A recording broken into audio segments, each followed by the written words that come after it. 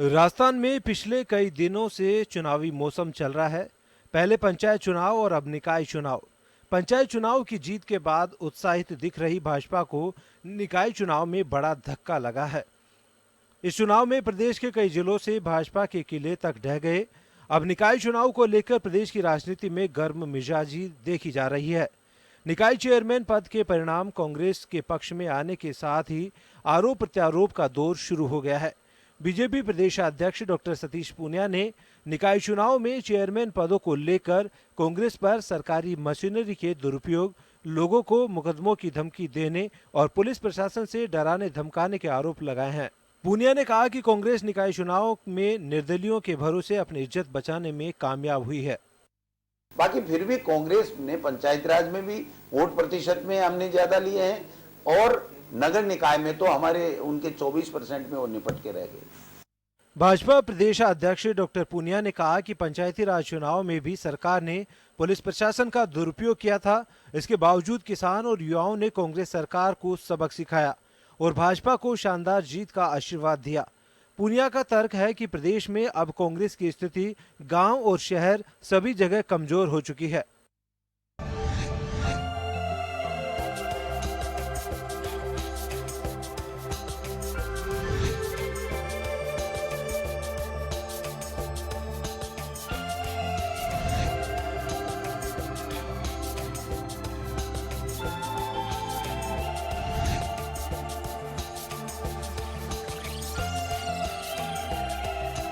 उधर निकाय चुनाव के नतीजों ने कांग्रेस में फिर से एक नया उत्साह भर दिया है।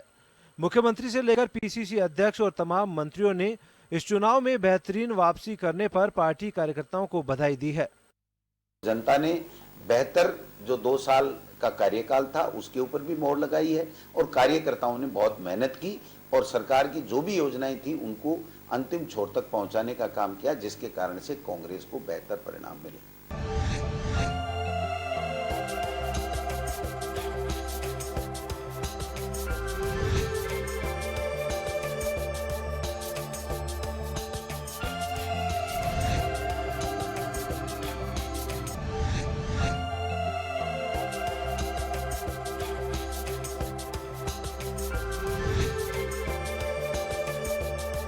बहरहाल पंचायत चुनाव में हार का सामना कर चुकी कांग्रेस को निकाय चुनाव में बड़ी मजबूती मिली है। लेकिन 2023 में होने वाले विधानसभा चुनाव से पहले कांग्रेस को भविष्य में होने वाले पंचायती राज और निकाय चुनाव का सामना मजबूती से करना होगा। निकाय चुनाव हार के बाद भाजपा अपनी इस मजबूती की कवायद में जुट भी गई है। ब्यूरो रिपोर्ट, जन टीवी।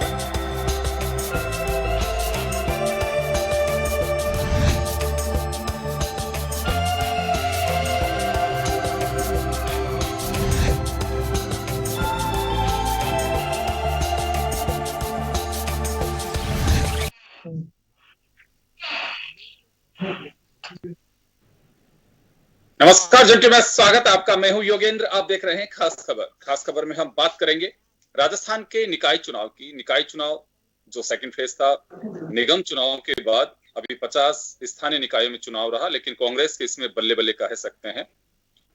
समीकरण बदल गए।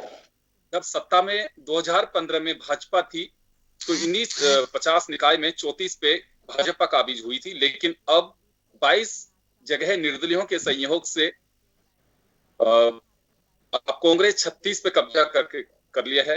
और बीजेपी के लिए ये कह सकते हैं कि जयपुर, भरतपुर, बारां कुछ ऐसी जगह है कि जहां पे सफाया रहा। और आरोप ये लगाया जा रहा है कि सरकारी मशीनरी का दुरुपयोग किया गया है। तो चलिए हम इसी मुद्दे को लेकर के चर्चा करेंगे। हमारे साथ वरिष्ठ पत्रकार श्याम सुंदर शर्मा साहब हैं, कांग्रेस से ज्योति खंडेलवाल जी हैं और भाजपा से पंकज जोशी साहब हैं। सभी का स्वागत है। मैं सबसे पहले पंकज जी आपके पास आना चाहूंगा। अभी 21 जिला परिषद में 21 में से 13 पे 12 में आपका कब्जा रहा। एक आपने निर्दलीय के सहयोग से बनाई। उस वक्त तो कहा कि वोटिंग परसेंटेज बढ़ा है हमारा और सब फेयर रहा, लेकिन अभी कहा जा रहा है कि सरकारी मशीनरी का दुरुपयोग किया गया है। देखिए, मैंने कहा दो चीजें बड़ी साफ थी। आपने जब चुनाव देखे, पार्षदों के चुनाव जो जनता करती है, उस चुनाव को आपने खुद ने देखा कि उस चुनाव के अंदर एक तीसरे के रूप में जो है निर्दलीय बहुत ज्यादा जो है जीत करके आए। अब निर्दलीय को जीतने का समीकरण कांग्रेस क्या मानती है ये उनके ऊपर है, लेकिन निश्चित रूप से जो निर्दलीय थे, जिसका 8 दिन का टाइम जिस तरीके से बनाया गया, वो वक्त इसीलिए बनाया गया कि कहीं ना कहीं इन चीजों को जो है सत्ताधारी पार्टी जो है किसी भी रूप में, क्योंकि आपने पिछले चुनाव में भी जो है आपने देखा कि जिस तरीके से यदि पंचायत चुनाव में देखें तो डॉक्टर सदा जी ने जिस तरीके से एक दिन का टाइम था कि रातों रात एसडीएम से जिस तरीके से खुलाकर। जी पंकज जी कंटिन्यू। सरकार के लिए बहुत कुछ बड़ा टाइम होता है। तो मैं कह रहा हूँ कि ये बात तो बिल्कुल जो है ये है कि सरकार ने जिस तरीके से निर्दलीयों को खरीद फरोख्त किया हो या उनको दबाव में लिया हो या प्रेशर में लिया हो, क्योंकि लगातार ये कई चीजें जो है आपने पंचायत चुनाव में देखी थी। तो एक दिन में जब इतना काम करते हैं तो 8 दिन तो प्रशासन के लिए बहुत कुछ होते हैं। तो यही चीजें, क्योंकि जहां जब कहीं बात यही जब आप लोग सत्ता में थे 2015 में, इन्हीं निकाय पे जब 34 पे कब्जा भाजपा का हुआ था, तो कांग्रेस का भी यही कहना था कि सरकार ने ये हमारे साथ श्याम सुंदर शर्मा साहब बैठे हुए हैं, इनका कहना था कि सदुपयोग किया है संसाधनों का। तो ये कैसे हो सकता है कि जब पार्टी दूसरी सत्ता में बैठी हो तो सरकारी मशीनरी का दुरुपयोग, और जब हम बैठे हैं तो कि नहीं, ये तो जनता जनार्दन का प्यार था। मैं वापस आऊंगा आपके पास में, ज्योति खंडेलवाल जी के पास जाना चाहूंगा। ज्योति जी आपके पास आना चाह रहा हूं। आप लोग जब अपोजिशन में थे तो बीजेपी पे यही सब आरोप लग रहे थे 2015 में कि सरकारी मशीनरी का जमकर दुरुपयोग किया गया है। और अभी सदुपयोग कहें या दुरुपयोग कहें, क्या कहें अभी से? नहीं, मैं योगेंद्र जी बहुत साफ कहना चाहूंगी। मुझे तो पंकज जी के आरोप भी एक्चुअली समझ में नहीं आए। ये कहते हैं कि पार्षद बनने के बाद जो सभापति चेयरमैन जो बनने थे उसमें 8 दिन का समय, तो ये 8 दिन का समय कोई सरकार ने नहीं दिया है, कांग्रेस पार्टी ने नहीं दिया है, ये निर्वाचन आयोग ने ये समय दिया है। और आप निर्वाचन आयोग हम सब जानते हैं स्वतंत्र संवैधानिक संस्था है, उसको लेकर के अगर आप आरोप लगा रहे हैं तो मुझे लगता है कि बीजेपी एक्चुअली जो काम खुद करती है वो ऐसा सोचती है कि दूसरी पार्टियां भी वही काम करती होंगी।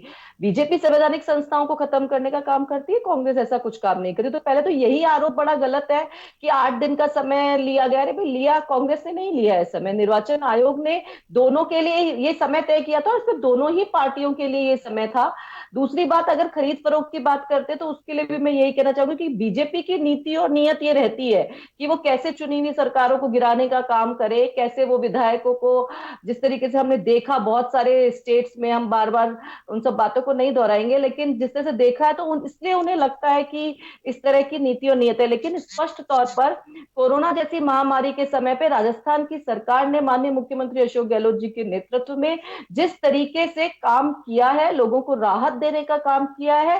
पिछले 1 साल में जो लोगों ने महसूस किया कि सरकार हमारे साथ में खड़ी भी है, वो अवेयर है, वो यूं कहें कि बहुत सही समय पर निर्णय लेकर के इस महामारी को रोकने का जो काम किया है, लोगों को भोजन पहुंचाने का काम किया है, दवाइयां, चिकित्सा सुविधाएं उपलब्ध करवाने का काम किया है, उससे लोगों को लगा कि सरकार हमारे साथ खड़ी है, और उसी के परिणाम स्वरूप जो ये परिणाम जो है ये बहुत अच्छी तरीके से देखने में आए। जी ज्योति जी, वापस आ रहा हूं मैं। एक छोटी सी बात लेकिन ये जानना चाहूंगा, पंकज जी से भी मैंने यही बात कही थी कि जब अपोजिशन में होते हैं तो यह आरोप ये कह करके लगाया जाता है कि सरकारी मशीनरी का दुरुपयोग हो रहा है, लेकिन जब हम सत्ता में हो तो बड़ा फेयर होता है। ये राजनीतिक दलों, हमें तो सब चुनाव फेयर ही लगते हैं, लेकिन राजनीतिक दलों में ये बड़ी दो बातें सामने आती हैं कि कुर्सी पे होते हैं तो कुछ अलग बात होती है, और जैसे बाहर होते हैं यानी कि अपोजिशन में होते हैं तो बात कुछ और होती है।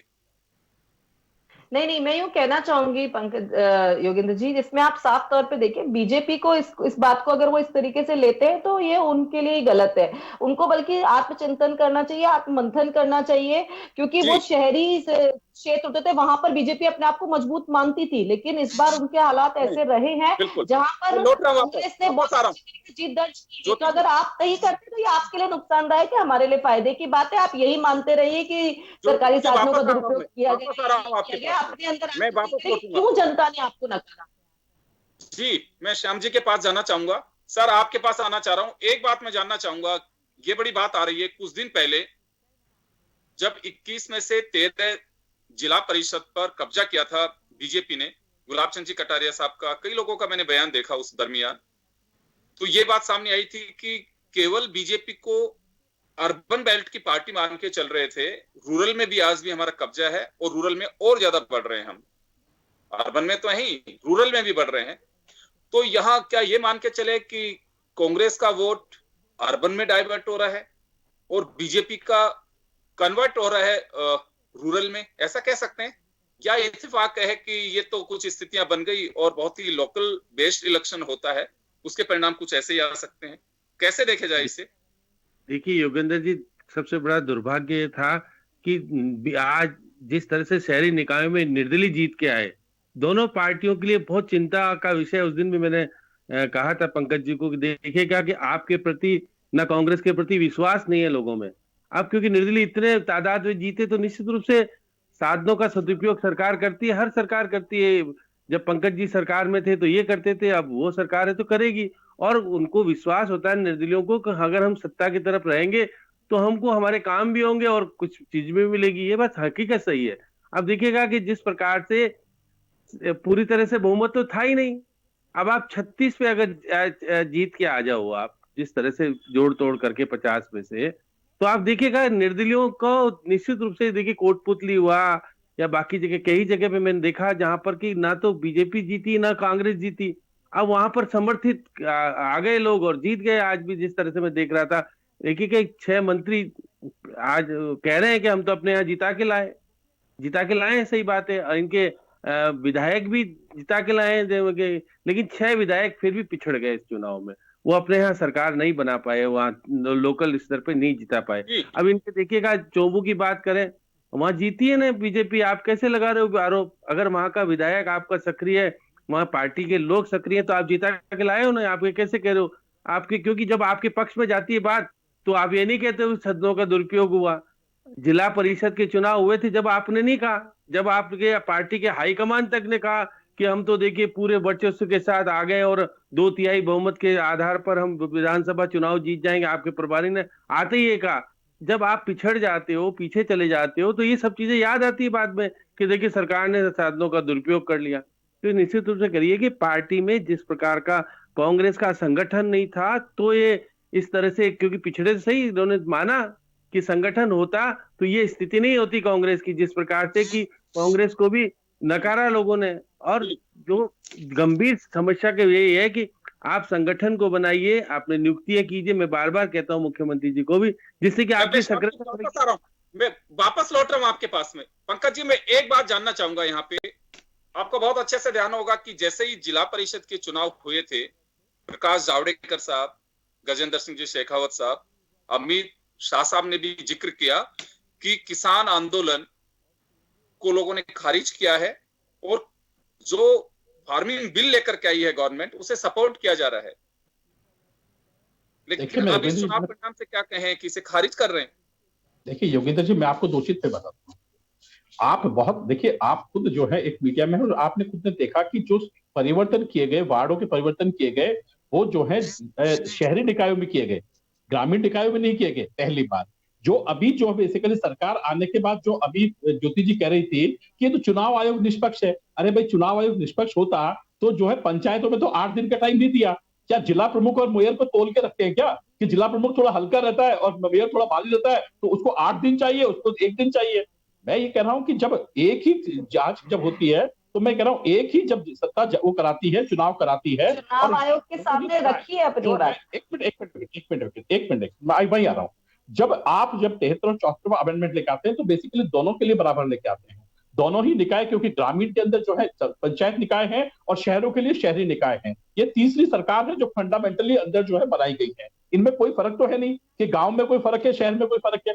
जब आप दोनों के रूल्स में फर्क करते हैं और फिर आप वार्ड आपने कहा किए, वो वार्ड वहीं रहे, यहाँ वार्ड आपने छोटे कर दिए, आपने अपनी मर्जी से परिसीमन कर दिया। तो मैं यही कह रहा हूं कि इन चीजों का फर्क पड़ता है। अब ये चीज कहने के साथ आप माने तो माने, हम तो ठीक है, लेकिन देखिए हम फिर मानते हैं जो बात श्याम सुंदर जी ने कहा, वो बात निश्चित रूप से लोकतंत्र के लिए काफी वो है। अब जैसे आज कहा, मैं कह रहा हूं कि निर्दलीय आना, देखिए निर्दलीय आना, क्योंकि जो वोटर होता है वो पार्षद चुनता है, और जब पार्षद चुनता है तो निर्दलीयों का इतना बड़ा आना निश्चित रूप से सभी को जो है, जो भी पार्टी में शासन में जितनी भी पार्टीज हैं, सबको जो है इस चीज का ध्यान रखना चाहिए कि निर्दलीय जो पार्टी आती है तो कहीं ना कहीं लोकतंत्र जो है इससे कमजोर होता है। पहली बात। दूसरी बात, इन्होंने कहा कि भाई आपने जो है वहां पर जब आए थे, वहां पर 1 दिन का टाइम था, मैं खुद कह रहे हैं। दूसरी बात, हमने कहा कि मैं एक बात जानना चाहूंगा मैं यहाँ पे, पंकज जी इंडिपेंडेंट कैंडिडेट्स आते हैं तो डेमोक्रेटिक सिस्टम हमारा वीक होता है, ये बात कैसे समझ से बाहर है थोड़ा, क्योंकि ऐसे नहीं मानेंगे कि राजनीतिक दलों को खारिज करके जनता अपनी पसंद का कैंडिडेट चुन रही है। योगेंद्र जी, यदि आप इस चीज को मानेंगे तो आप ये मानेंगे कि हाँ, जनता यदि निर्दलीय चुन रही है तो जो चुनाव हो रहे हैं मेयर के, निष्पक्ष चुनाव हो रहे हैं, इनमें कोई पैसाबंदी नहीं चल रही है, कोई पैसा के धनबल नहीं है, बाहुबल नहीं है। इसका मतलब जो है हमारा जो है जो सारा का सारा जो जितने रिफॉर्म्स होने थे वो हो चुके हैं। लेकिन जब छोटे वार्ड होंगे और जब जातिगत आधार पर आप जब चुनाव लड़ते हैं और जब जातिगत आधार पर निर्दलीय जीतते हैं, बाहुबल वापस लौट रहा हूं आप लोगों के पास, एक छोटे से ब्रेक के लिए रुकेंगे, ब्रेक के बाद हम जल्द लौटेंगे, बने रहिए आप जन टीवी के साथ। 1 मिनट में 1 मिनट।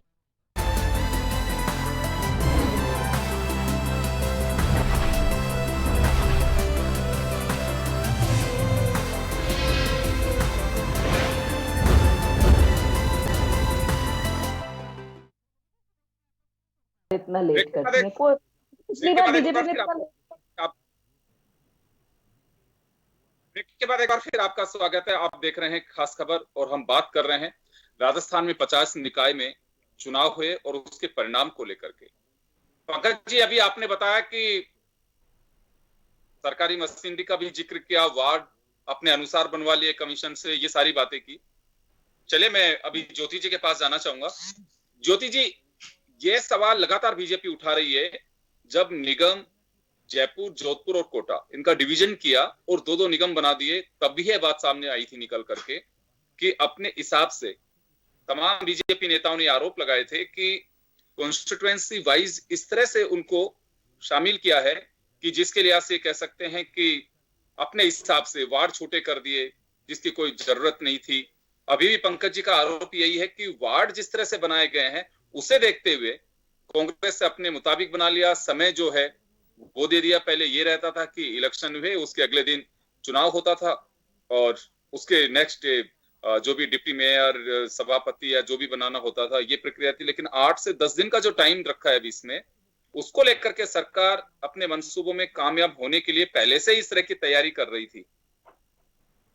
देखिए योगेंद्र जी, मुझे दोनों ही बातें जो है पंकज जी की, वो मुझे तो नहीं समझ में आती है। इसने पहली बात उन्होंने कहा चुनाव आयोग, ये चुनाव आयोग चुनाव का जो कार्यक्रम जो तय करना है, मुझे नहीं लगता उसमें किसी भी राजनीतिक दल का कोई हस्तक्षेप होता है, चाहे वो सत्ता में हो चाहे वो विपक्ष में हो। चुनाव आयोग का चुनाव कार्यक्रम चुनाव आयोग अपने हिसाब से तय करता है, और मुझे नहीं उसमें उसकी निष्पक्षता में मुझे कोई संदेह जो है वो नजर आता नहीं है। ये सिर्फ अपनी हार को छुपाने का एक आरोप नजर आता है। दूसरी बात, जो वार्डों के परिसीमन की जो उठ करके निकल करके बार बार आ रही है, जब से बीजेपी शहरी क्षेत्रों में हारी है, उसको अपना जमीन खिसकती भी नजर आई है। वो ये स्वीकार करने को तैयार नहीं है कि हम विपत्ति के समय पे, महामारी के समय पे हम फील्ड में नहीं थे और सरकार फील्ड में थी, कांग्रेस के कार्यकर्ता जमीन पर था और बीजेपी का कार्यकर्ता उस समय नहीं था। लोगों के साथ बीजेपी अपने आप को नहीं जोड़ पाई, नहीं कनेक्ट कर पाई।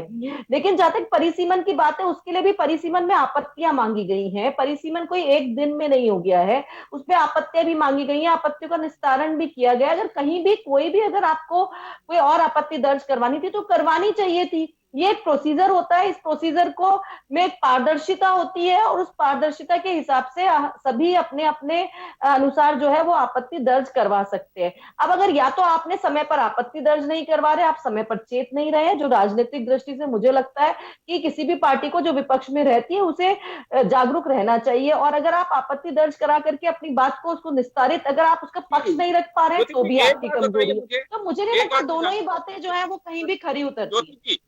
ज्योति जी, जब प्रतिपक्ष अपनी कोई बात जिस पे ऑब्जेक्शन किया जाता है, सत्ता में बैठे होते हैं, कितनी बातों पे सुनवाई होती है? नहीं, देखिए, आप परिसीमन के मामलों में ये एक ऐसा प्रोसीजरल मामला है जहां परिसीमन होता है, आपत्तियां सुनी जाती हैं, आपत्तियां सुनने की तारीख निर्धारित की जाती है, उन आपत्तियों को सुना जाता है और अगर वो उस पे जो निर्णय लिए जाते हैं वो उसके हिसाब से लिए जाते हैं। तो केवल ये कह देना कि कांग्रेस ने यहाँ पर हमारी आपत्तियां नहीं सुनी इसलिए हम हार गए, मुझे लगता है ये एक राजनीतिक दल के इतने, अगर मतलब हम यूं कहें कि अगर आप अपने आप को बड़ा राजनीतिक दल मानते हैं, नेशनल लेवल पर मानते हैं, अपने आप को बहुत स्ट्रांग भी मानते हैं, तो इन सब बातों को लेने की जगह एक बार आत्ममंथन और आत्मचिंतन करना चाहिए। मैं तो कहूंगी अगर जिला परिषद के चुनाव में, पंचायत के चुनाव में अगर कांग्रेस की हार हुई थी तो हमने इस बात को भी लिया था, हमने कहा था कि ये जो है अगर कहीं हमसे कुछ कमी रही है तो हम निश्चित रूप से उसको दूर करके जनता को उससे कनेक्ट करने की कोशिश करेंगे। वही बीजेपी को भी करना चाहिए, इसको स्वीकार करना चाहिए, बजाय आरोप लगाने के आपके हार और जीत के कारणों को निश्चित रूप से देखना चाहिए। वापस लौटूंगा आपके पास में, श्याम जी के पास में जाना चाहूंगा। सर, ऐसा तो नहीं लगता कि वोट जो है वो डाइवर्ट हो रहा है? और जैसे मैंने पहले भी आपसे पूछा था ये बात कि डाइवर्ट तो नहीं हो रहा वोट, बीजेपी अर्बन की ओर रुख कर रही है और कांग्रेस, माफ करिएगा, कांग्रेस अर्बन की और बीजेपी रूरल की ओर। जैसे पंकज जी ने पहले भी बताया कि बिल्कुल ऐसा नहीं है, हमारा जनाधार है, वहां से पहले से भी है, अभी भी है। और ऐसा तो नहीं कि कांग्रेस ने अपना जनाधार उधर खो के इधर अपना वर्चस्व कायम कर रही हो, या फिर ये कह सकते हैं कि हाँ, दोनों जगह जैसी स्थितियां वैसी ही हैं। लेकिन योगेंद्र जी, आप दोनों ही पार्टियों को नहीं मिला बहुमत ना, यही तो कह रहा हूँ। आप अगर 40% से कम अगर आते हैं, कांग्रेस और बीजेपी तो 35% से भी 30% भी रह गई, तो ऐसी रिजल्ट में अगर आप गौर करेंगे तो ये देखिए, आप रिजल्ट बता देता हूं मैं आपको। जो चुनाव परिणाम सामने आए थे उनमें से दोनों की स्थितियां ही बड़ी विकट और विचित्र कह सकते हैं कि जिस दिन परिणाम आए, निर्दलीय जो हैं, अभी भी 22 जगह पे निर्दलीयों के सहयोग से ही कांग्रेस के बोर्ड बने।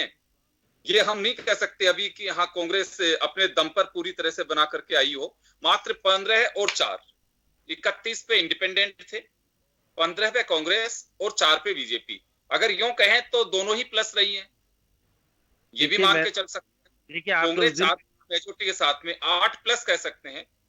बीजेपी को हम इसमें और प्लस कह सकते हैं क्योंकि 36 जीती है, तो यहां बीजेपी को हम और एक्स्ट्रा माइलेज दे सकते हैं कि हाँ, 21 का उसे फायदा मिला है। लेकिन ये मिला कैसे है? निर्दलियों के सहयोग से। तो पंकज जी ने एक बात कही कि डेमोक्रेटिक सिस्टम के लिए ठीक नहीं है निर्दलियों का जीतना। देखिए, ये बात सही है। अगर पार्टी अगर लोकतंत्र में पार्टी सही तरीके से कामकाज करती है, टिकट का बंटवारा सही ढंग से करती है, तो निश्चित रूप से आपके प्रति विश्वास जमता है। लोगों ने आपका टिकट लेने से मना कर दिया। मैं तो कई जगह देख रहा था, कोटपुतली है, सांबर है, बहुत जगह ऐसी जगह मैंने देखा कि निर्दलियों का टिकट, निर्दलीय चुनाव लड़ना पसंद कर रहे थे, ना कांग्रेस का ले रहे थे ना बीजेपी का ले रहे थे, और नोटा में भी काफी तादाद में वोट गया। तो ये देखिए कि दोनों ही पार्टी को चिंतन मनन करने की जरूरत है, क्योंकि कांग्रेस की तो स्थिति ये थी कि संगठन नहीं था, तो उसका तो उनको लॉस होना ही था। बीजेपी का तो संगठन था, लेकिन इनके यहाँ अंतर कलह काफी था। इनके यहाँ एक बीजेपी में तरफ अंतर है, ऐसा क्यों लग रहा है आपको? बीजेपी में अंतर कलह, बीजेपी के सीनियर लीडर्स वसुंधरा जी को छोड़ करके सारे साथ बैठ रहे थे।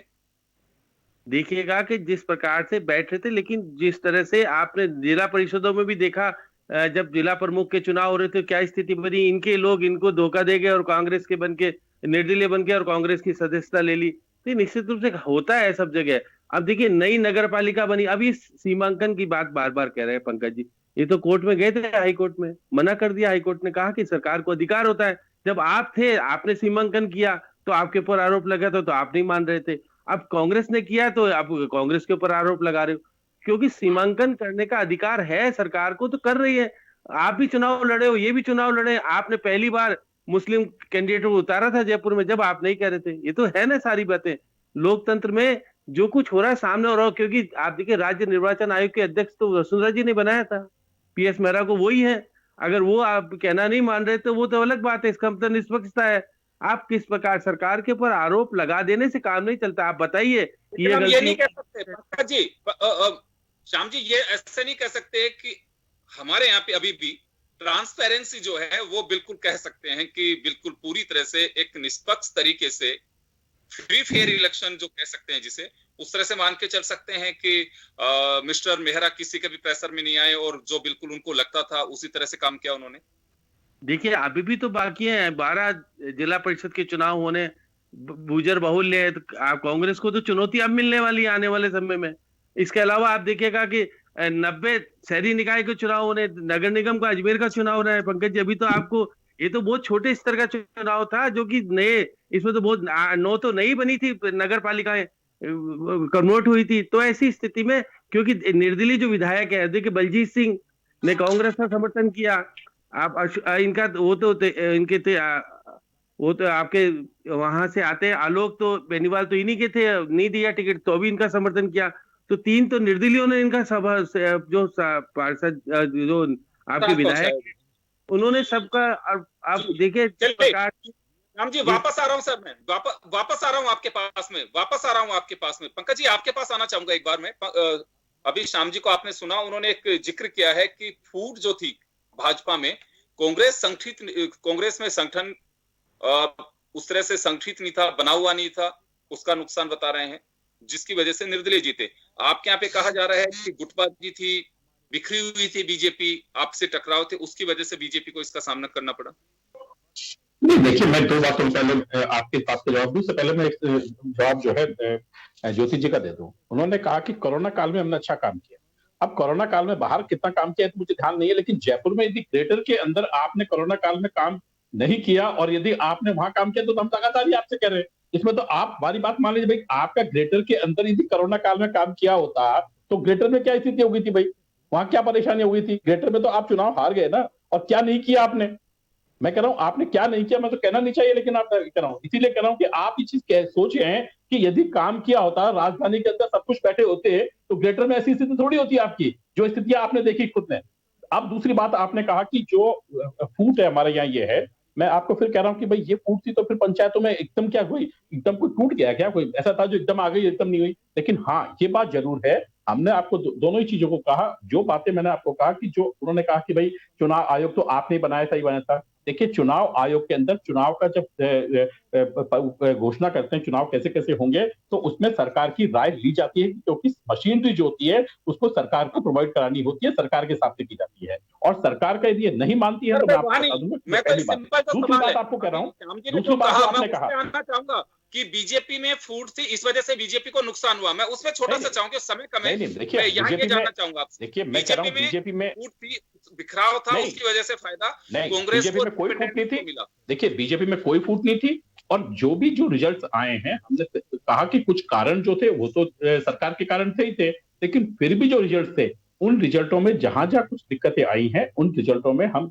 खुद जो है इसका एनालिसिस भी करेंगे। और जहां, क्योंकि एनालिसिस केवल पार्षद जीतने का एनालिसिस होता है कि वहां हमारी जनता में पकड़ कैसी है, जनता की पोजीशन कैसी, क्योंकि जिस हिसाब से मैंने कहा ना कि अब आपने कहा खरीद फरोख्त की, आपने खुद ने आज देखा पेपर के अंदर, आप मुझे बताइए, आधे पेपर में तो अशोक गहलोत जी की फोटो है और आधे में जो है, क्योंकि बुराईलाल मीणा जी ने जो है अशोक गहलोत जी को ऊपर कोने में टिका करके और सचिन पायलट जी की खुद की फोटो दी थी। तो मैं कह रहा हूं कि ये जो चीजें हैं, ये चीजें उस पार्टी की हो सकती है।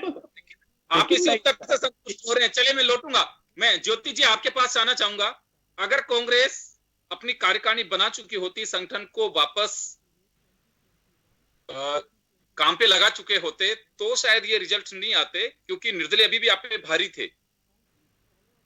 मैं यूं कहना चाहूंगी योगेंद्र जी, पहले तो मैं सहमत हूं इस बात से। निश्चित रूप से संगठन अगर मतलब अगर पूरा बन जाता है तो उसका एक और ज्यादा सकारात्मक परिणाम जो है वो देखने को मिलते हैं और उसका लाभ मिलता है पार्टी को। इसीलिए संगठन बनाए भी जाते हैं, इसीलिए पद दिए भी जाते हैं, जिससे लोगों का ज्यादा जुड़ाव जो है वो हो और वो और लोगों को जोड़ सके। तो हम कह सकते हैं कि हाँ, इसके और बेहतर परिणाम आ सकते थे। लेकिन मुझे पंकज जी की एक बात पे जरूर मैं कहना चाहूंगी,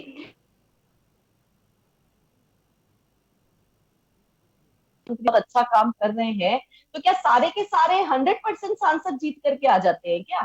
सारे के सारे एक सांसद जीत नहीं आते हैं। तो इसलिए ये कहना कि जयपुर में नहीं जीते, वहां आप जयपुर जिले की अगर पूरी की स्थिति को अगर आकलन करेंगे तो शायद आपको खुद ही महसूस होगा कि जयपुर जिले पे जहां पर बीजेपी इतनी स्ट्रांग थी, वहां पर बीजेपी के हालात क्या हुए हैं। तो ये आप खुद ही, इसलिए ये कह देना कि एक कि छोड़िए, आप तो मैं कह रहा हूँ, मतलब कॉलोनी की छोड़ दीजिए ना। आप तो बजाज नगर में से 20 केस है मैडम, क्या बातें कर रहे हो आप। और आप तो भी हुए, कोई बात नहीं, लेकिन श्याम सुंदर जी और मैं तो इसमें से होके आए मैडम। आपका कोरोना का मैनेजमेंट हमने देखा है, बच गए ऊपर वाले के ज्योति जी की कोरोना से भी हुई है, ज्योति जी भी मिल गई हो, लेकिन हम तो निकल के आए। भगवान की दया को, भगवान को शुक्र कर रहे कि कैसे बच गए। आपके भरोसे, सरकार के भरोसे तो पता नहीं क्या होता। श्याम सुंदर जी को पता है और हमें पता है, और सरकार ने हमारी कितनी सुधली थी वहां जाकर के। आप मतलब जो है ना, तो मुझे नहीं पता पंकज जी, लोगों की बात नहीं सुन पाई हूँ। आप कुछ कह रहे हैं अभी, श्याम जी कुछ कह रहे हैं, श्याम जी कुछ कह रहे हैं जी। देखिए योगेंद्र जी, अब बार बार पंकज जी को स्वीकार करना चाहिए कि हमारे यहाँ कोरोना पीड़ित रहे, आपका मैनेजमेंट पूरा का पूरा कोरोना पीड़ित हो गया, आप बाहर निकल नहीं पाए, जो काम करना चाहिए था नहीं कर पाए। सच्चाई तो यह है, बीजेपी और कांग्रेस के साथ, दोनों के साथ दुविधा तो ये रही। और जिस प्रकार से लोगों ने आपको भरोसा नहीं दिया, आप स्वीकार कीजिए, आगे के काम कीजिएगा। नहीं तो वसुंधरा जी के क्षेत्र में भी चुनाव आ रहे हैं, है नहीं, वो जीत गई हैं।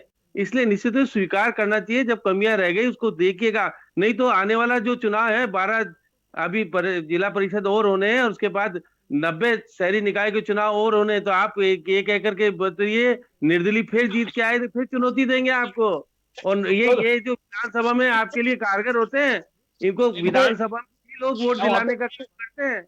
ये देखिए, आप कोशिश कीजिए कि सतीश जी को कीजिए, वो भी बुजुर्गों को लेके साथ बैठे, क्योंकि अब इनके भी कहा है कि युवा और बुजुर्ग दोनों साथ बैठ के काम करेंगे तो कांग्रेस आगे बढ़ेगी। तो आप भी बुजुर्गों को और साथ लेकर बैठिए। पुराने लोगों को ला रहे हो, घनश्याम तिवारी जी को लाए, जो कि कह के गए थे, अमित शाह को 4 पेज का चिट्ठी लिख के देने वाले को लिया है आप। अब मानवेंद्र सिंह को ला रहे हो, वसुंधरा जी के खिलाफ चुनाव लड़ने वाले को, फिर बाकी कई लोगों को ऐसे को ला रहे हो जो कि वसुंधरा जी। लेकिन श्याम जी, ये देखिए, कोई अप्रत्याशित घटना नहीं है, ये तो राजनीति में होता ही रहता है। मैं तो बहुत कई मरतबा ये बात कहता हूं कि राजनीति में नजरें मिलाई जा सकें, कम से कम ऐसे संबंध बने रहने चाहिए।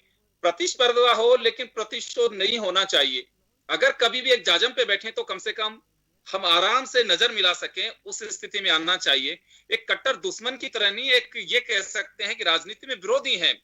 विरोध किस बात का है? आपकी विचारधारा का। कोई यो नहीं है कि मेरी जमीन इसने दबा ली, विधानसभा क्षेत्र को जमीन मत समझिए। एक आइडियोलॉजिकली आप लोग फाइट करते हैं और वहीं तक सीमित रखना चाहिए।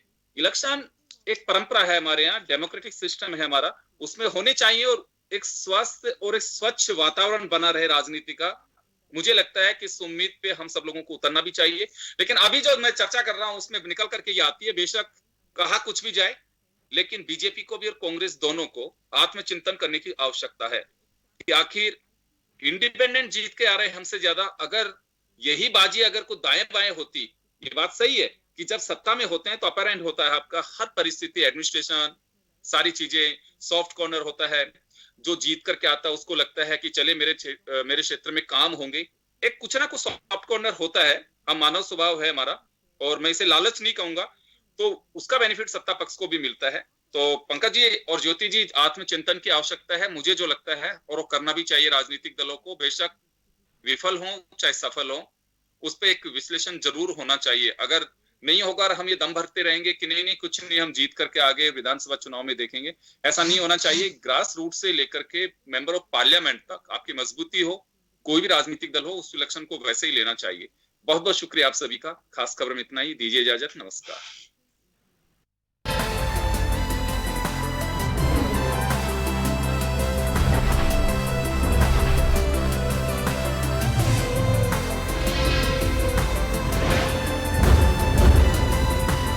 जन टीवी की लेटेस्ट अपडेट पाने के लिए हमारे चैनल को जरूर सब्सक्राइब करें और नोटिफिकेशन पाने के लिए बेल आइकॉन दबाएं।